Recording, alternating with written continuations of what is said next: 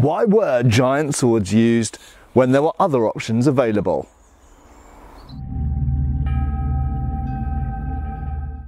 Hey folks, Matt Easton here, Schola Gladiatoria. Now, the question that I want to pose in this video is, why were giant swords developed in various parts of the world, not just in Europe? This is a European Zweihander, Montante, Spadone, whatever language you want to use for it, but a great sword essentially. But similar large swords, which we'll look at in a second, were developed in China, in Japan, in India and elsewhere as well. So why were these giant swords, why did they have a purpose, what did they have a role doing when there were polearms available which debatably could have done the same job? In fact, probably the earliest claimants to the throne of who developed the big two-handed sword first probably is China. If we go all the way back to the Han Dynasty, we find large two-handed swords, some of which have been featured on my channel in the past. So clearly this recurring theme of this very big two-handed sword, bigger than you can comfortably wear, comes up, and there seems to be a need for it throughout history in different places at different times. So the question is, why? Why were those swords needed? And secondly, why couldn't that role, why couldn't those needs be fulfilled by a more common or practical type of polearm, that is a shafted or a wooden shafted weapon instead? But before we delve deeper into the question of why were two-handed swords used as opposed to polearms and other more common types of weapons, we're first going to have a little look at our sponsors for this video, who are the awesome Raid Shadow Legends. Have you taken down the Demon Lord, crushed the Ghost Golem, or ascended the Doom Tower yet? What about fighting against millions of opponents in the arena? Well, now's the time to get your life in order, and it's time to raid. With hundreds of artifacts and 500 champions, there are countless ways to combine your teams and fight opponents and fight your own way and enjoy Raid the way that you want to. You can use my link below or the QR code to download Raid yourself for free right now and start playing. It's free to play, free to download. Why not give it a go? Just diving quickly into the game, I'm going to give you my top 5 women's armour in the game. So first up is Elhain from the High Elf, and I think they've really got the elven look right. And one little detail I love is she's got a big pauldron on her left shoulder because she's primarily an archer. Next up is the Preserver, and you'll notice she's got a pretty cool shield, really cool pauldron, a little bit exposed on the midriff, which is why she's this far down the list. Next up is the Steel Bowyer from the Dark Elves, and you'll notice she's actually not wearing much armour at all, but you'll notice that she has got really cool armour on her legs there, kind of scale armour, and I just think it looks really awesome and different, and I like that for a fantasy environment. So in second place is the War Priest, and you'll notice she's got pretty damn good armour, whopping great pauldrons and a good gorget, good leg armour, good van braces, so she's got good all-round armour, but she doesn't have a helmet, but let's just excuse it, just say she's taking it off for now to have a bit of a breather. And in the top spot is Athol from the Sacred Order, and you'll notice she has got awesome head-to-foot plate armour with massive pauldrons and really good leg defences. Again, she hasn't got her helmet on, but let's just excuse her for that and say that she's just taken it off for a minute. What I absolutely love about Raid the most is the design. The graphics are awesome. I love the gameplay as well. Of course, I love playing in the arena. I love the person versus person stuff. I love the dungeons. There's loads of stuff I love about the game.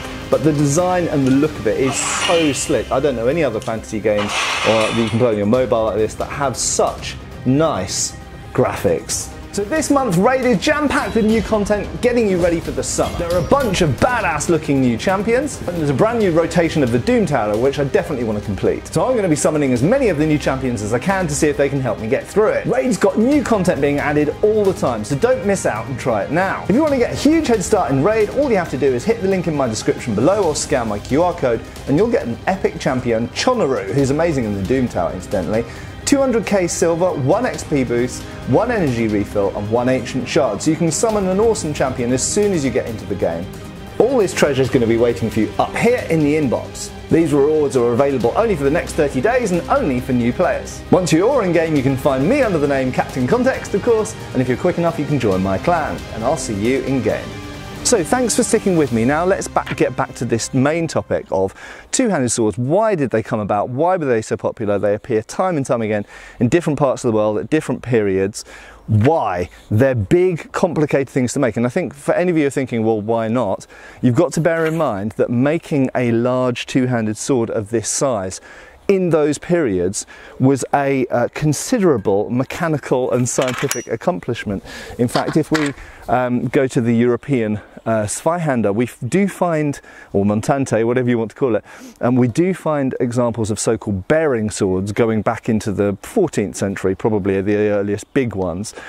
So we do find giant swords being made in the 14th century, but arguably that's probably the earliest time in Europe that they were really practically able to make really, really big swords. And these don't become common really until the end of the 15th century and into the 16th century, partly for technological reasons. It just wasn't that easy to make a blade of good carbon steel of this size that wouldn't just fall apart in use. So the simple fact is, and that's, you could arguably say, when rapier blades come about in the 16th century as well, that's partly perhaps led by technology of the time, making those types of narrow, long blades more reliable. I won't say possible, but more reliable. And you could say a similar thing probably of the large two-handed sword. Now, what's interesting is if we go back to China, with the earlier types of two-handed sword, yes, in fact, this is a 20th century Miao Dao, but this has its ancestors in the 15th century, so not dissimilar period to Europe. But there were large two-handed swords in the Han Dynasty, which I've considered previously in previous videos on this channel. So in fact, China, as I said, pretty much holds the crown probably for making the earliest really big two-handed swords. But as mentioned, there are other places that did this as well. We've got the Nodachi in Japan. We've got large forms of two-handed sword occasionally appearing in India. Admittedly, these big two-handed swords didn't appear everywhere, but they did appear in enough places that there must have been some kind of common impetus and desire to make them, and they were difficult and expensive to make. So the real question here is, given the difficulty and expense of making these large two-handed swords in the 16th century or earlier, why did they bother? Why did they make these rather than just going for a more easily to manufacture and more commonly available type of pole weapon like a glaive or a bill or even a sword staff or something like this? Why did they go to the effort and expense of making these? Well, before we go into answering that question, let's just consider what the commonly held views are for why these exist. Okay, now this could be applied either to this is a very nice example by Kavitan Armory, incidentally. But we could be talking about European two-handed swords here, or the Chinese Miao Dao, or the Japanese Nodachi, for example. And it seems to be that usually the interpretation is they're a response to something else. Okay, that's the broad answer. The more precise answer that you'll often see people say is they are either anti-polearm weapons or anti-cavalry weapons. But there's another big role that we actually see if we look in the historical sources that they were used in, which I'll come to in a second. So first of all, anti-polearm weapons, were they that? Well, you could say the anti-polearm weapon could be anything, couldn't it? It could be missile weapons, it could be other polearms, or indeed, could it be a two-handed sword? Well, possibly. But an army of people with two-handed swords, are they going to do well against an army of people with halberds or pikes? Well, that's an open question, and we don't know the answer to that. We know that these were used by specialist troops in Europe in the 16th century. Doppel soldiers paid double to use them, and they apparently were used for certain types of actions on the battlefield to protect the flanks, perhaps to disrupt pike blocks, to make them more vulnerable to other attacks, and these kinds of things. And in fact, if we look at Morozzo's manual or treatise from 1536 called Opera Nova, we actually see a picture of a large two-handed long sword or a small two-handed sword being used, and there is some chopped up polearm on the ground. More about that later. So arguably, yes, they could be a specialised weapon, perhaps not the sort of thing you equip a whole force with, but something you equip some specialists with to go against polearms, or on a one-on-one basis as well, and we'll talk about more about that in a second. Now, in terms of anti-cavalry, well, funnily enough, in Europe there isn't an awful lot of talk about these as anti-cavalry weapons, but they very well could be used against horses, and there are numerous sources of the time which do categorically state that an active swordsman on foot is more than a match for a swordsman on horseback, for example. And the general trend would be, if you're on a horse, you want a lance to counter a swordsman on foot. So actually, yes, you can use the horse as a weapon itself, but the human on foot can probably be more nimble on the ground and move around and offend the horseman more easily than vice versa, unless they have a lance. But if we go over to China, we do occasionally find, and Japan as well in fact, we do occasionally find these sorts of large bladed weapons, not just the swords incidentally, but also things like naginata or glaives, being referred to as horse cutting swords and weapons. And indeed, you can imagine that with a long blade, it is something you can keep a horse at bay with and offend the horseman more easily because you can reach them, but also you can attack the horse as well, its neck, its legs and so on. So indeed, probably these were regarded to some extent as swords which were more capable of taking on a horseman with their increased reach and the large animal they're sitting on than a typical sword. But the third and perhaps most important use of these swords, these large two-handed swords, are actually for these kind of specialist soldiers. So if you've got a specialist soldier that has a specialist role, such as storming a breach in a fortification, or defending a bridge, or defending a doorway, or as a bodyguard defending the king or defending the emperor or whoever, then indeed there does seem to be a general tendency for giving them a different type of weapon than what you would give typical majority of the kind of battlefield troops. And the reason for that is they might often have to fight in a different environment, they might often have to fight by themselves, and they might often have to fight against multiple opponents. And in fact, if we go to the European sources for the use of these Zweihander, they are very dominated by these big turning circular motions of taking on multiple opponents at the same time and occupying a space. So I think that by and large it could be a situation that these two-handed swords are very offensive weapons that you're able to occupy, if not kill, but occupy many other opponents with at the same time. So therefore they often have a common role in the hands of either bodyguards or specialist attack troops, kind of stormtroopers of their time. But then the question for me always comes back to, why go to this great expense and difficulty to make these large two-handed swords? It doesn't matter whether you're in Japan or China or Renaissance Europe, the fact is that it was difficult to make these large steel blades of a reliable enough steel and heat treatment that they wouldn't bend or break very, very easily. When you make a blade this long, it has a lot of technical challenges. It's a lot easier for us today with modern steel and modern heat treatment. Back then it was more of a challenge for them, and those swords can become quite fragile. So why go to all of that expense and effort and risk when you could have just given them some form of polearm? Now, I've taken a hewing spear or winged spear here, but I could have taken a glaive or a bill, a poleaxe. Those weapons are known to be very offensive and very effective, so much so that they were used by a lot of troops on the battlefield, including all the way up to high status, you know, knights and samurai. Samurai often used a naginata, knights fighting on foot often used a poleaxe or a spear, sometimes even a glaive. And then there's heavily armoured men-at-arms who often used bills and halberds and things like this.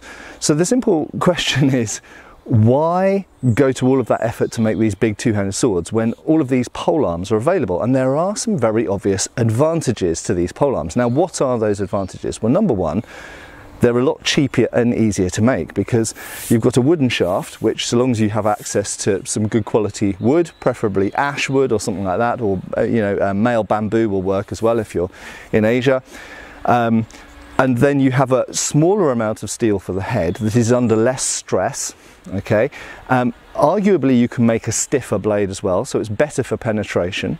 It can also be longer. You can make the weapon longer.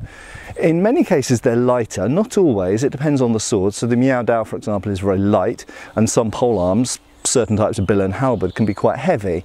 And of course, as I've shown in previous videos, we've got a point of balance question here, and I'll come back to that as well. But nevertheless, overall, they're often polearms, things like glaives and winged spears and things like that, are often lighter than a big two-handed sword. So they're lighter, they're easier to transport. You can have a pile of these actually on your arm. One person can carry several polearms fairly easily. Very, very difficult to do with two-handed swords for numerous reasons. With European ones, particularly because of the guards kind of get in the way. Even if you have Miao Dao, for example, a bunch of them, they've got guards on them as well, and if they've got scabbards on as well, they just take up more space. So it's easier to carry and transport more of these. As I say, they can be stiffer. There's very little flex in this, and because the blade is shorter, there's not much flex in the blade, so they're stiffer and better for penetration, more appropriate to use as things like lances or indeed against cavalry. Because they can be longer, they're better against cavalry than two-handed swords are, I would argue, most of the time. So the most common type of anti-cavalry use of a weapon is with the point presented forward, like a giant, pike block essentially. And you can do that even with polearms that aren't particularly long. So I mean, this is longer than any of the two-handed swords. This is fairly short for a polearm, but it's about 7 foot long. But with a 7 foot long polearm, you can hold it right at the back and you have a lot of weapon in front of you, which you don't have so much of with a two-handed sword, and the two-handed sword blade flexes. So if a horse does come into it, it will get penetrated, but the blade might flex and this kind of stuff. You can also have lugs up here on various types of polearm.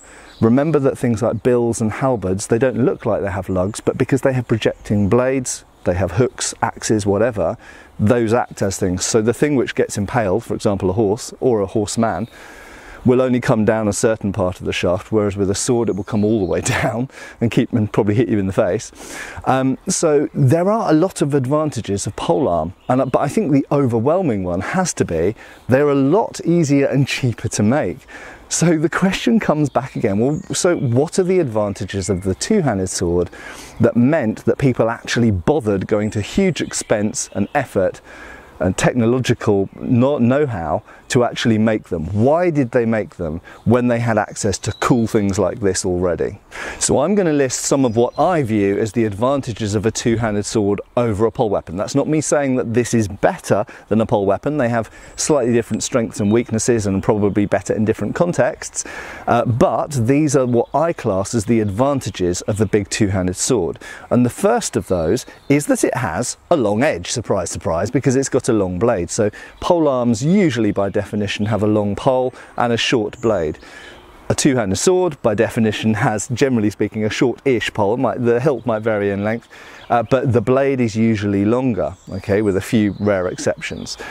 So you've got more edge. Now what does that mean? Well, that means two very, very important things. Number one, it means you've got more area of offence.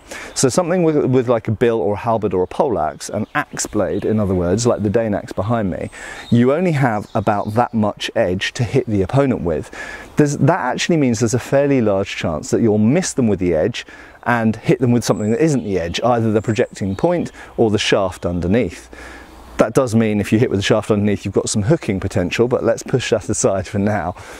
So you've only got a small amount of edge to actually hit them with. If it's a beak or a point on it, like a lucerne hammer or the back spike of a halberd, then if that point goes a bit too far or a bit too close, you miss the target. If you're aiming at someone's head, aiming at someone's shoulder, whatever, their leg, if you're a bit too near or a bit too far, you miss with that. With the edge, wherever you hit them with that edge, it's gonna do them some damage. Okay, so this is gonna do damage to them regardless of whether it hits there. So you've got this much of edge, so that's a major thing. Okay, offensively also, don't just think about people, think about horses as well.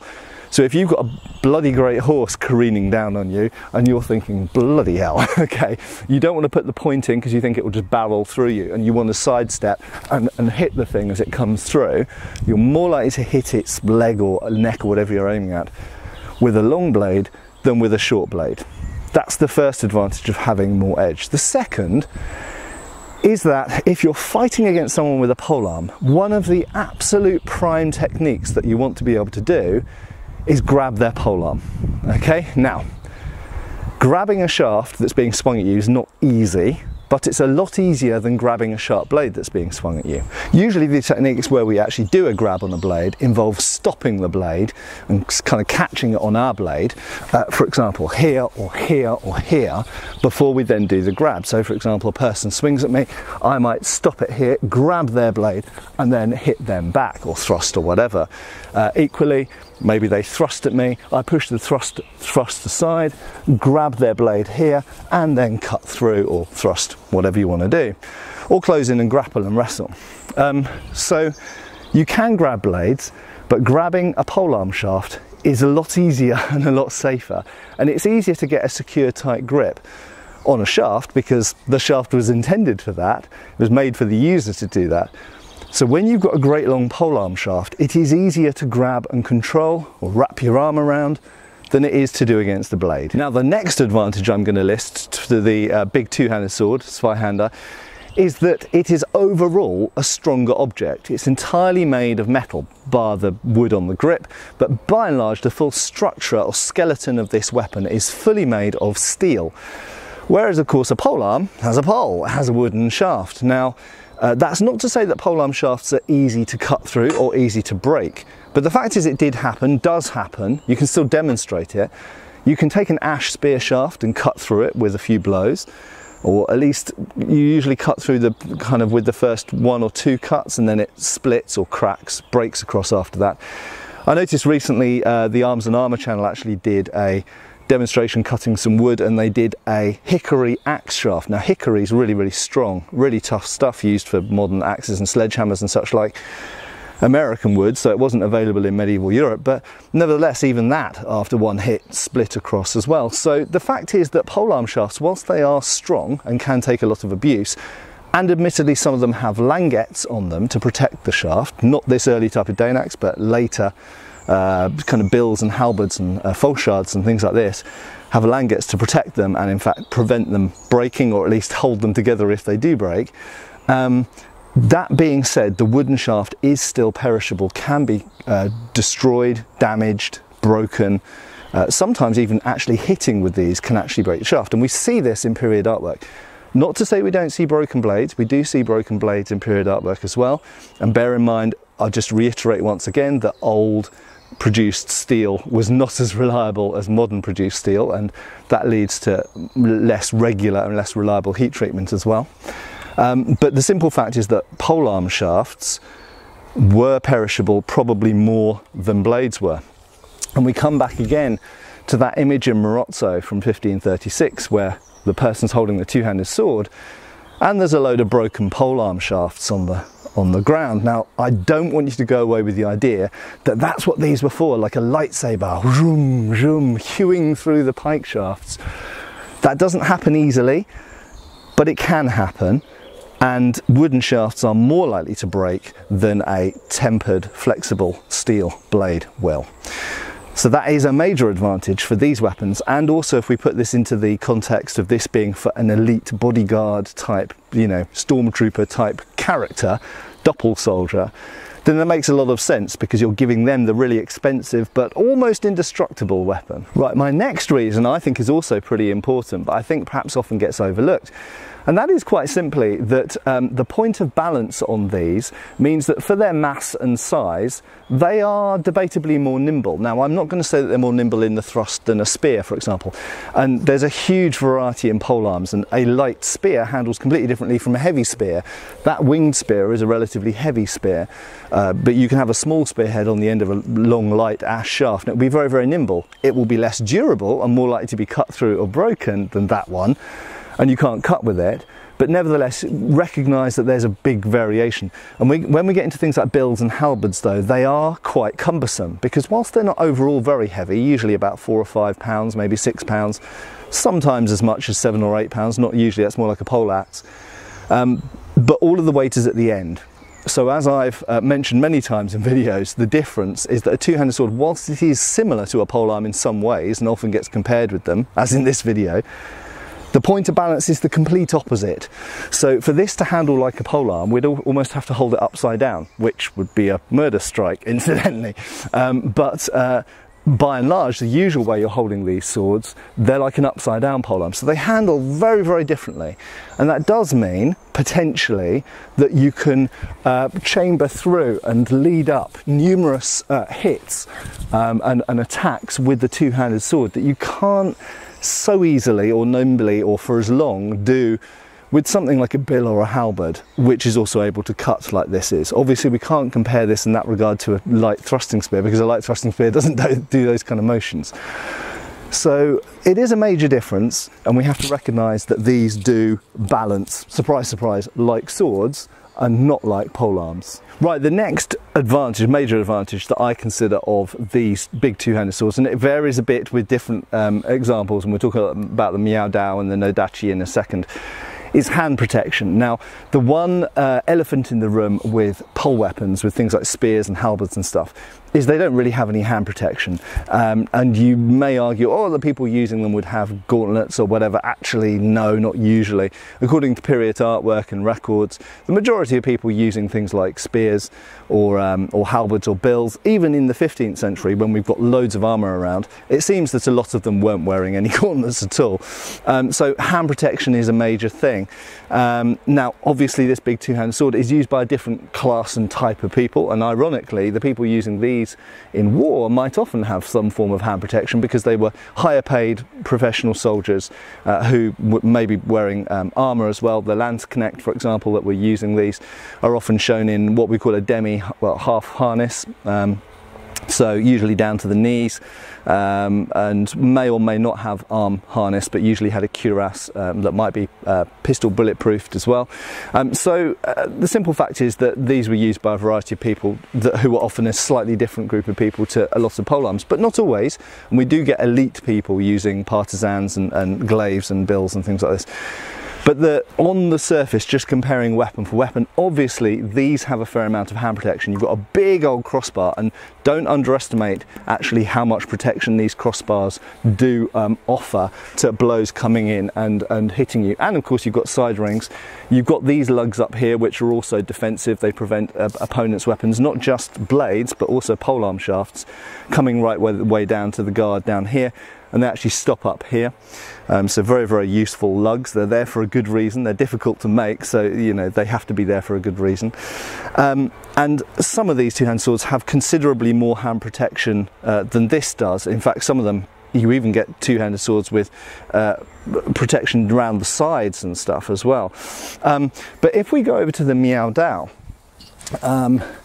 so this obviously doesn't have, just with all Chinese swords basically, doesn't have as much protection as the European equivalent two-handed sword, but it still does have hand protection. That being said, I have to say some polearms, and I know some of you might be shouting at the screen at this point, some polearms do have hand protection. So in the 15th and 16th centuries, certain types of poleaxe famously have a disc, actually quite similar to this. Certain types of glaive, sometimes Allspice, various types of polearm essentially sometimes have disc or rondels, like a rondel dagger, to protect the hand, sometimes at both ends, sometimes top and bottom. That being said, a lot don't, and because of the nature of a polearm, you're moving your hands around a lot on the shaft up and down, so your hands are not going to be right up by the guard. So they fulfill a slightly different function. They might arguably even be more hand stops rather than for thrusting into armoured gaps, a bit like a rondel dagger, rather than literally hand guards, but they would still function partly as hand guards and protect an opposing blade that happens to be thrusting down the same line coming into the top of your gauntlet, for example, if you're wearing gauntlets, or into your bare hand if you're not. So yes, sometimes polearms did have hand protection, but usually not, and it doesn't operate in quite the same way because of the length of the shaft. And yes, admittedly, two-handed swords in China and Japan, for example, or Korea, don't have as big handguards as European ones do, but nevertheless it's worth mentioning hand protection. So the final reason that I want to mention, or the final advantage that I want to mention for two-handed swords, and the reason why people might have gone to great effort and expense to make and equip their soldiers with these, or themselves in some cases, is to be fancy and to be intimidating, and both these things all at the same time. So think about status, think about the fact that it is an expensive fancy object.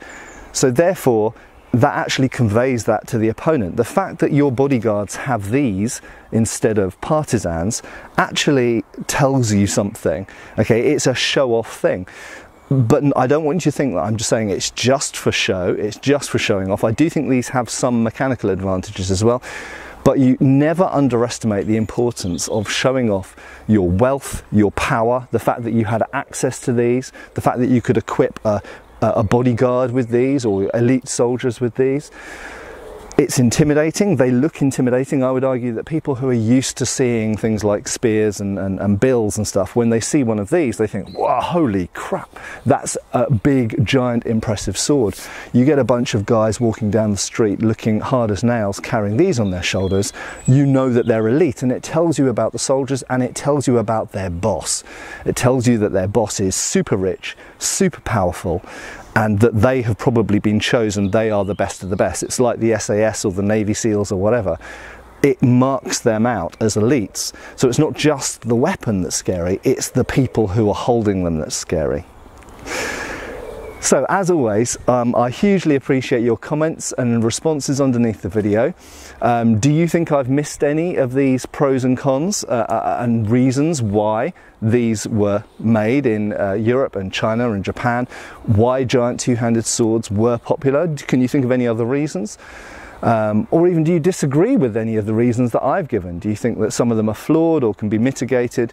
So as always, I'm super interested to see your comments underneath, and hopefully I'll see you back on the channel really soon for another video. Cheers for watching, folks. Thanks for watching. We've got extra videos on Patreon. Please give our Facebook a like and subscribe if you haven't already. Cheers, folks.